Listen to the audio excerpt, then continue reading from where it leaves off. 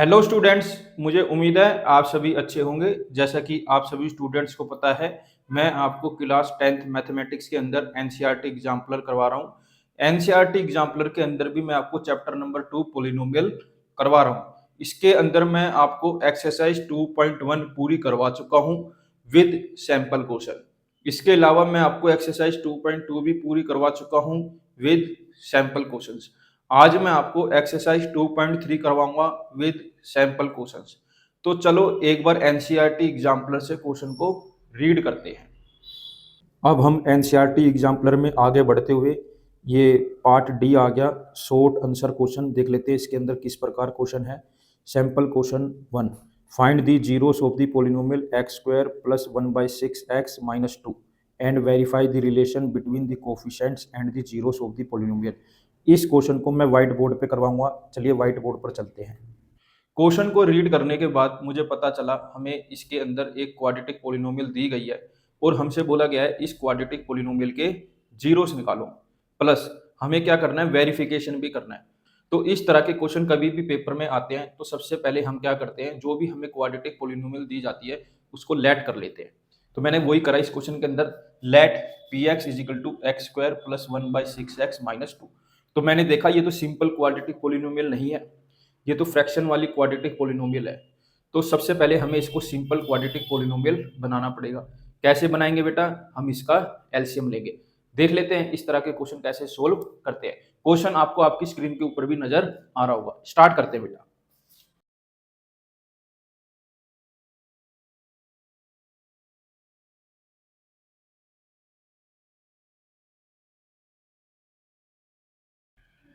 देखो बेटा, मैंने यहाँ पर क्या करा, हमें दिया गया था x square plus 1/6x minus 2।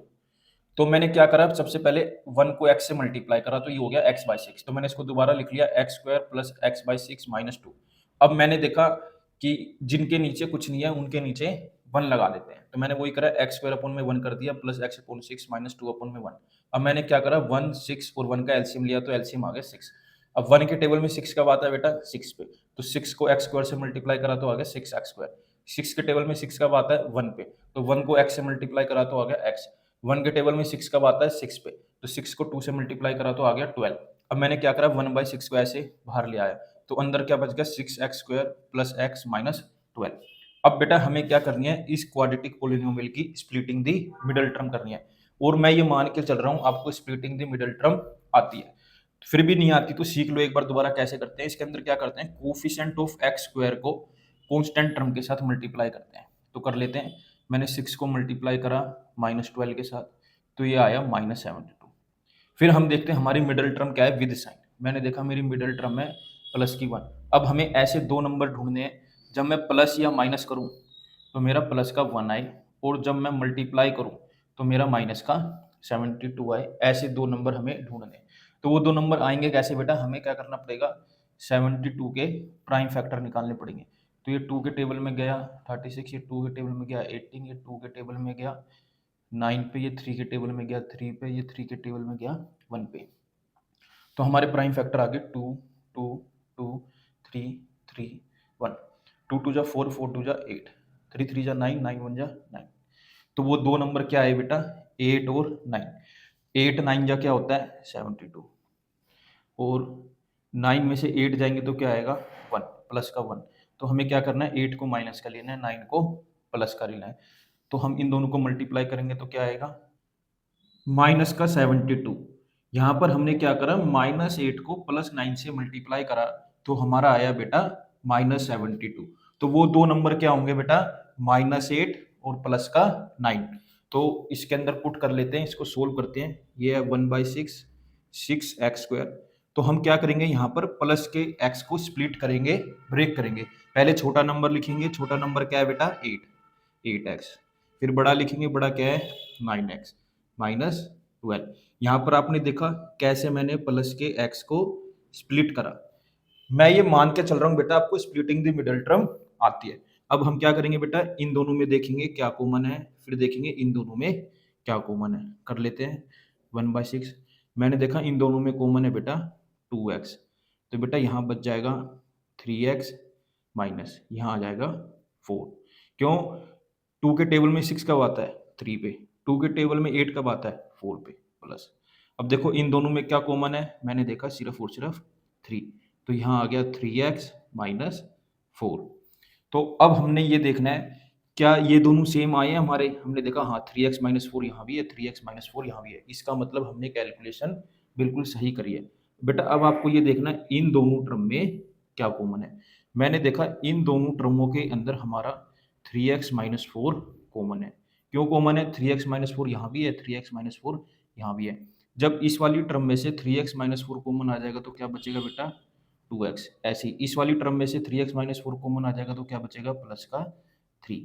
यहाँ पर मैंने स्प्लिटिंग द मिडल टर्म कैसे करी है आपको अच्छे से समझ आ गई होगी। यहाँ पर स्प्लिटिंग द मिडल टर्म का काम हो गया खत्म। अब हम यहाँ पर एक लाइन लिखेंगे, देख लेते हैं वो लाइन क्या है।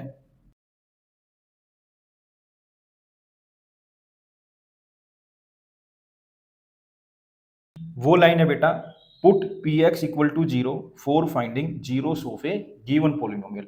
अब हम क्या करेंगे? पी एक्स की जगह 0 पुट करेंगे। क्यों पुट करेंगे? जीरोस निकालने के लिए। तो पुट कर लेते हैं यहाँ पर 0 is equal to 1/6 3x minus 4 2x plus 3, यहाँ पर ब्रैकेट क्लोज। अब 1/6 है, इक्वल टू के उधर जाएगा तो क्या हो जाएगा बेटा? ये 0। तो यहाँ क्या बच गया? सिर्फ 3x माइनस 4 2x प्लस 3। अब इसको आगे करते हैं। 0 is equal to 3x minus 4 2x plus में 3। इसको आगे सोल्व करते हैं। 3x minus 4 is equal to 0 और 2x प्लस 3 इक्वल टू 0। अब देखो बेटा ये लिखा है 3x minus 4 is equal to 0। इसको ऐसे लिख सकता हूँ 3x इज इक्वल टू 4। यहाँ से x की वैल्यू क्या आ गई बेटा? 4/3। ऐसे ही यहाँ पर बेटा ये लिखा है 2x प्लस 3 इक्वल टू 0। इसको लिख सकता हूँ 2x is equal to minus 3। ये प्लस का 3 इक्वल टू के उधर जाके क्या हो जाएगा? माइनस का। यहाँ पर x की वैल्यू क्या आ जाएगी बेटा? -3/2। मुझे उम्मीद है कि आपको समझ आ गया होगा यहाँ पर x की वैल्यू 4/3 कैसे आई और यहाँ पर x की वैल्यू -3/2 कैसे आई।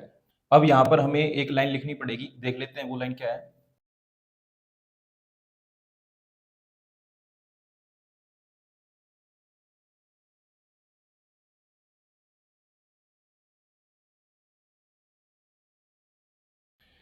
तो बेटा हमने वो लाइन लिख ली। वो लाइन क्या है बेटा? 4/3 and -3/2 are the zeros of a given polynomial P X. तो हमने सिर्फ ये लिखा है जो हमारी ये दो एक्स की वैल्यू आई है ये क्या है? जीरोस हैं। उसके बाद मैंने क्या करा बेटा? इन दोनों जीरोस को अल्फा एंड बीटा मान लिया। तो मैंने यहाँ पर लिख दिया let alpha and beta are the zeros of a given polynomial P X. तो आप इन दोनों में से किसी भी एक को अल्फा मान सकते हैं, किसी भी एक को बीटा मान सकते हैं। मैंने यहाँ पर वही किया। तो इस क्वेश्चन का जो फर्स्ट हाफ था बेटा, इस क्वेश्चन का जो फर्स्ट हाफ था वो हमने कर लिया। इसके फर्स्ट हाफ में हमसे यही बोला गया था कि find the zeros of the given quadratic polynomial. तो हमने इस क्वाड्रेटिक पॉलिनोमियल के जीरोस फाइंड कर दिए। वो जीरोस क्या आए हैं बेटा? 4/3 एंड -3/2। मुझे उम्मीद है मैंने ये क्वाड्रेटिक इक्वेशन कैसे सोल्व करी है आपको अच्छे से समझ आई होगी। अब हम इस क्वेश्चन के सेकंड हाफ पर जाते हैं जिसके अंदर हमको क्या करनी है बेटा? वेरिफिकेशन। तो अब हम इसकी वेरिफिकेशन भी कर लेते हैं। तो बेटा वेरिफिकेशन के अंदर हम क्या करते हैं?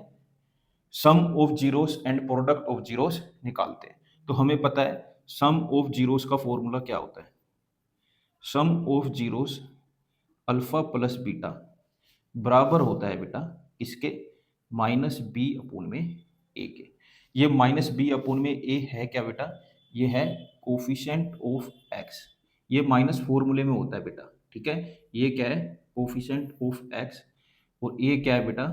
Coefficient of x square. तो देख लेते हैं कैसे पुट करेंगे हम।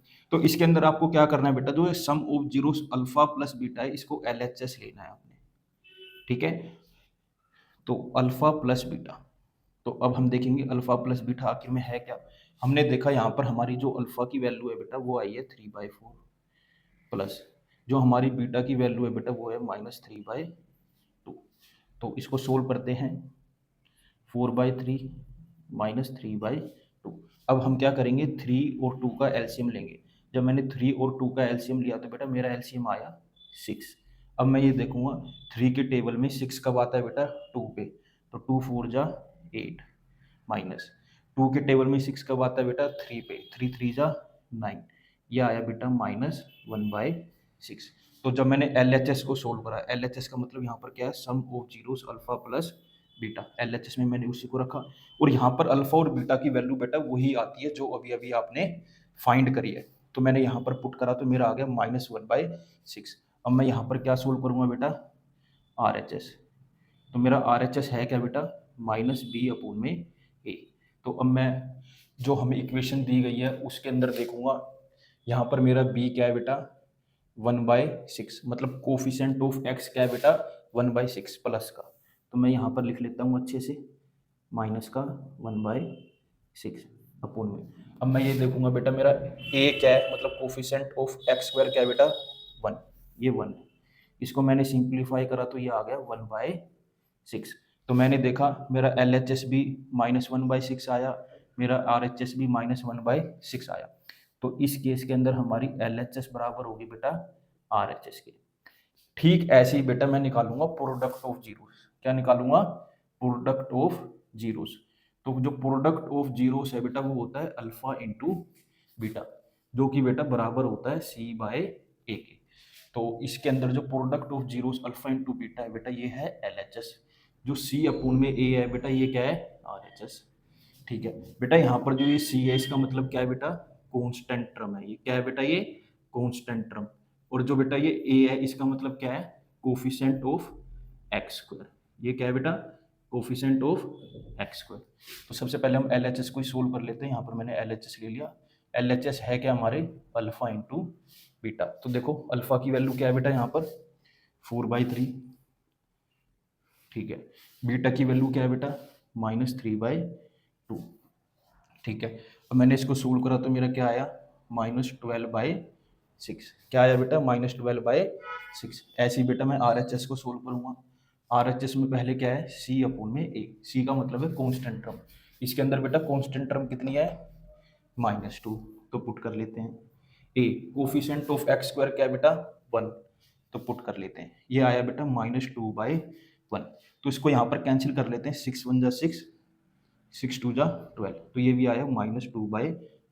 तो हमने देखा, हमने LHS को सोल्व करा, मतलब प्रोडक्ट ऑफ जीरोस को अल्फा इंटू बीटा करा, तो भी मेरा -2/1 आया। RHS को कांस्टेंट टर्म अपोन में कोफिशिएंट ऑफ x² रखा, जब भी मेरा -2/1 आया। तो यहाँ भी क्या हो गया, LHS बराबर RHS। तो आप नीचे लिख देना हैंस वेरीफाइड। बेटा वेरिफिकेशन का ये सबसे अच्छा तरीका है, इतने बढ़िया तरीके से किसी ने भी नहीं बताया हुआ। बहुत सारे टीचर भी इस तरीके को नहीं बताते, लेकिन मैंने आपको ये बताया है। आप इसका स्क्रीनशॉट ले लें। मुझे उम्मीद है आपको ये क्वेश्चन जरूर समझ आया होगा। अगर आपको ये क्वेश्चन समझ आ गया तो इसका स्क्रीनशॉट ले लो। मेरे साथ ऐसे ही जुड़े रहो, मैं आगे भी आपके लिए ऐसे ही अच्छी अच्छी वीडियो बनाता रहूँगा। Thank you for watching. Screenshot लो बेटा एक बार।